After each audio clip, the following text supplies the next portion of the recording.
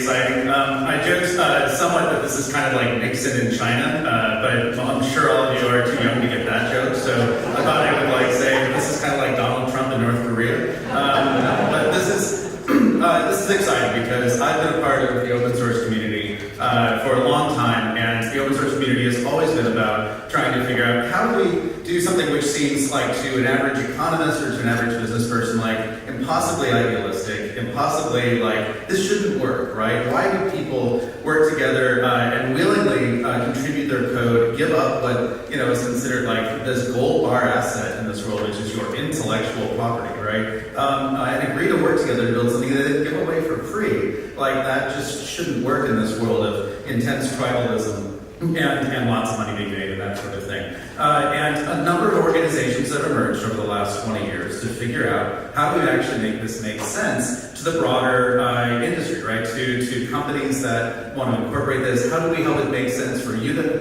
make it make sense to your bosses, right? To investors, to other people, and what is the business model around all this? And one of those organizations is the Linux Foundation. And the Linux Foundation was started about 10 years after Linus Torvalds first released his version of the kernel, his first kind of experiment at doing a Unix operating system that could run on really low-end, inexpensive PC hardware. And it emerged at a time when companies were not only starting to build businesses on top of Linux, but even take out Super Bowl ads mentioning Linux and go and start fighting rather intense zero-sum game ground wars over the brand, over the technology, that sort of thing.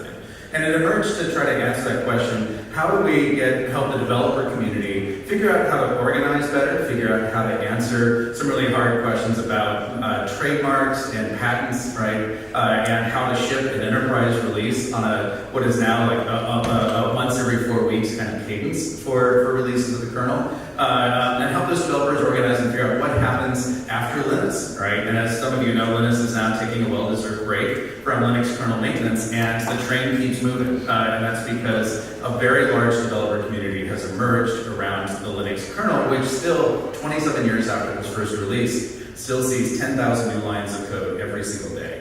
And at the same time, try to help answer the question of the commercial ecosystem on top of Linux. How do we help these companies figure out how they can all build on top of it in a common way without taking each other down, without fighting these ground battles, and relate to standards organizations, relate to broader industry movements, that sort of thing. But really, how do you do marketing? How do you do training? How do you get a movement going and build on top of great code, but do all the things beyond great code that you need to do to actually get this to work?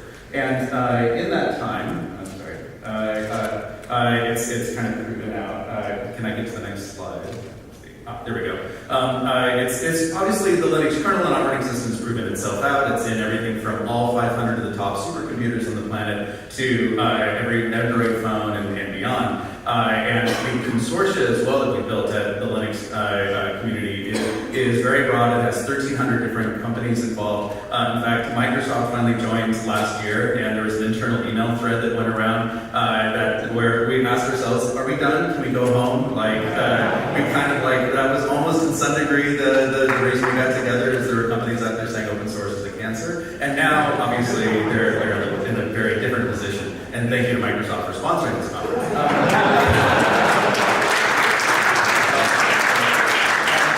But what was also clear is that open source and this model goes well beyond just operating systems and web servers, right? A little bit of a role and other places to actually solve technology problems in other adjacent technology domains. Whether that's cloud computing with Kubernetes now, which is a part of the Cloud Native Compute Foundation, is now defining what it means to do containerization and build apps that are native to the cloud, to software-defined networking. Something like 70% of the world's telephone subscribers are on a stack run by the telco industry that is entirely open source software, NFV, ONAP, all these other projects, to the automotive sector, and stuff that isn't even listed since I created this slide about 6 months ago, where we've launched projects in artificial intelligence, something called the Deep Learning Foundation, to the energy grid sector called LF Energy, to the motion picture studio industry, something called the Academy Software Foundation, which we did in partnership with the Academy of Art, Academy of Motion Pictures, Arts and Sciences, the people who do the Oscars, and Pixar and ILM and all these other kind of great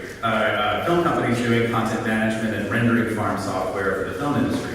All these sectors, in addition to the ones you see up there, what they all share in common is that there's plumbing, right? There's technology infrastructure that traditionally vendors come in and they fight ground wars over who gets market share and that sort of thing, or companies build their own stacks, such as these film studios, such as the energy grid companies, and then believe the sunk cost fallacy, right? That stack is what makes them different. Well, no, if you're Pixar, it's the story, it's the characters, it's all of this other stuff, and we should just be building on common infrastructure. And so what the Linux Foundation has been doing is launching these projects in these different domains, bringing the companies together, trying to help do what Linux did for the Unix operating system space, which was get all these warring tribes to give up the ghost and just work on a common platform and move up the stack, right? And spend more time further up. And so that was the inspiration behind launching Hyperledger at the end of 2015. The first code drop happened early 2016. I joined in 2017, in June of 2016, which was really to say there's a lot of interesting things happening out there in the blockchain space in 2015. It wasn't quite clear whether it was going to be a cryptocurrency-led kind of vision of how to build these things, or more of a purely distributed ledger kind of view of the world. Was it going to be the radical decentralization, which I think motivates a lot of us here, or was it going to be, a way to like tease apart and nudge what are, very centralized infrastructures we know today around, things like Twitter or eBay or PayPal or these things that as technologists we've gotten really good at building centralized systems. Can we pull that apart? And who knows, maybe the enterprise blockchain space acts as a gateway drug to what ultimately all of you are building. Or maybe there's really a rich spectrum here to explore. So Hyperledger was kind of founded with that in mind. And it has grown since its initial launch. It launched with 2 projects under this greenhouse, as we call it, Hyperledger Fabric and Hyperledger Sawtooth. And those projects have now they've well past their 1.0 release. Fabric 1.3 is about to come out, Sawtooth 1.1, I think pretty soon. I'm looking for Kelly. Great, okay. And both those are now platforms that are running in production with real assets out there. Everything from diamonds to rice to collateral being traded on networks that are tracking assets worth hundreds of billions of dollars on these networks in production. But in addition to those 2 kind of core frameworks, we've added a few other frameworks over time on the premise that what we needed to do is kind of map the solution space, right? Let's figure out what really is different out there about different consensus mechanisms, different approaches to smart contracts, different approaches to management of this stuff at scale. And so we added pretty early on, and I felt when I came in, we needed to find ways to have a bridge, even in 2016, to the Ethereum community. I remember going to DevCon 2 in Shanghai and realizing just the raw passion and the energy in this space. Say what you will about ICOs and currencies and that sort of thing, but there's going to be good technology coming out of this community, and we needed to find some way to build a bridge to that, some way to celebrate and highlight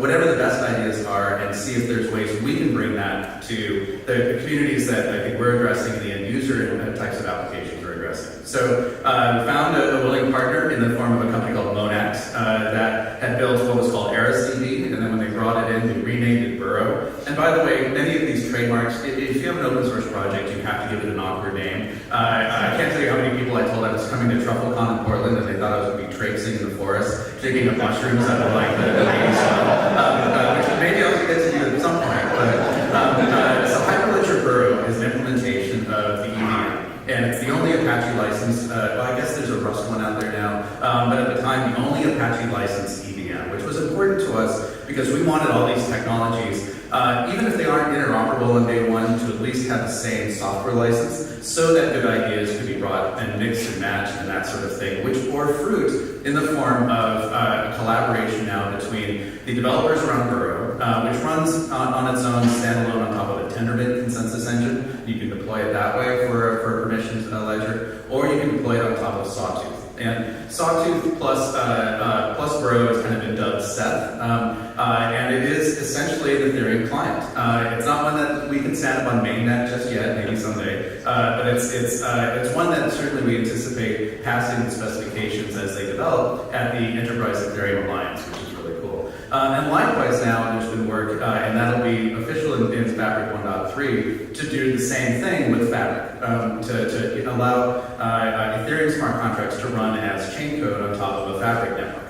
And so between these two, we think we're going to have really first-class support for doing Ethereum smart contracts on top of these enterprise blockchains that are being stood up. And there's lots of other work going on inside of Hyperledger as well to bring other parts of the other interesting work going on in the Ethereum space over. There's a project called the Private Data Objects, which is part of the Hyperledger Labs, which isn't even listed here. But this is where we kind of have more experimental things going on. And we also hope that can flow in different directions as well. So we have a crypto library project going on in Labs, which is working on zero knowledge proofs and all the other kind of essential cryptography that we would love all of you to consider using and building into your blockchain applications. So, and as these kind of informal kind of relationships developed, and we also started forming a more formal relationship with the Enterprise Ethereum Alliance. I've gotten to know the executive director, Ron Resnick, pretty well, and because the projects have been working together, and because I fundamentally believe that open source projects carry a really strong resonance with open source software, that the two of us should join each other's project at kind of table stakes, right? And start to bring kind of more of like how we operate and work closer together. Not to say it's any exclusive way. I mean, there'll be other standards that bodies that we work with, that sort of thing. But to just really send a message out there that when people have in their vision this kind of, Democrat versus Republican kind of competition between Hyperledger and Ethereum, and really it's more of a plus than a versus. It's really, let's figure out how to use these technologies together, how to take what people are figuring out in the enterprise space and bring it here, but also, especially when it comes to dev tooling, especially when it comes to programming languages. And by the way, I should mention that Sawtooth now also supports EWASM. So we want to keep toe-to-toe with where this community is going. And as you're standardizing, as you're building tooling, keep up with that very closely. And make this really an and rather than an or. And so I think to give a demo of that, we're going to call Ben Burns, who's the